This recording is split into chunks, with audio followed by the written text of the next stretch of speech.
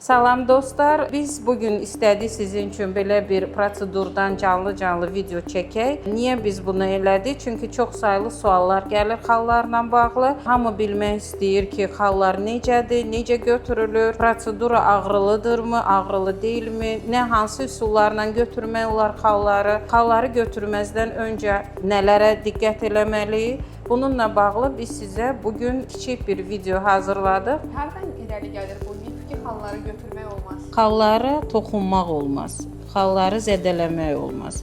Xalları götürmək olar, amma bir şərtlə ki, onun cərrahi sərhədlərinə toxunmamaq şərti ilə.